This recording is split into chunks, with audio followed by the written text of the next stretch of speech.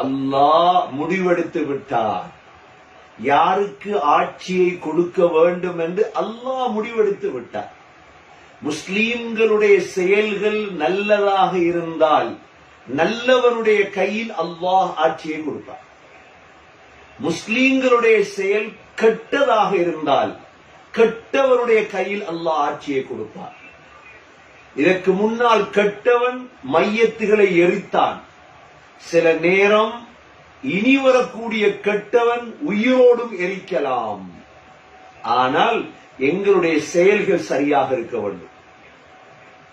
அவர் வந்தால்தான் இவர் வந்தால்தான் என்பதை விட்டுவிட்டு முஸ்லீம்கள் என்பவர்கள் புத்திசாலிகள், குர்ஆன் தெரிந்தவர்கள், புத்திசாலிகள்.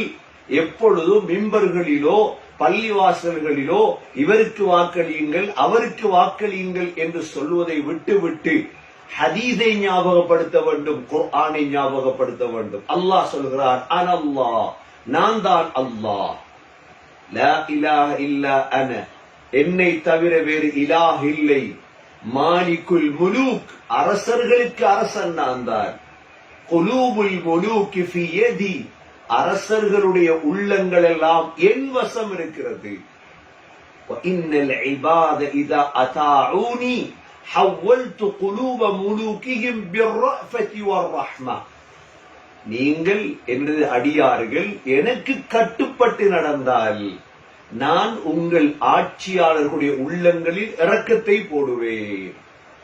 அல்லாஹ்வுக்கு கட்டுப்பட்டு இஸ்லாமியனாக, இன்றைக்கு தெரியும் ஒவ்வொரு நாட்டில் உள்ளவங்களும் போடுறது, அவனுக்கு வாக்களிங்க, யோசித்து வாக்களிங்க, சிந்தித்து வாக்களிங்க, அவன் வந்தா நல்லம், கிழவன் சரி வராது, கிழவி சரி வராது, அவனை துரத்தணும் இவனை துரத்தணும், முழு பேரும் மறந்துட்டாங்க குர்ஆனையும் ஹதீஸையும்.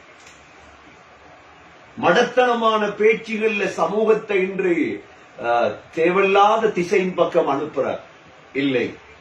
சகோதர சகோதரிகளே, சரியான உண்மையான பேச்சு என்ன?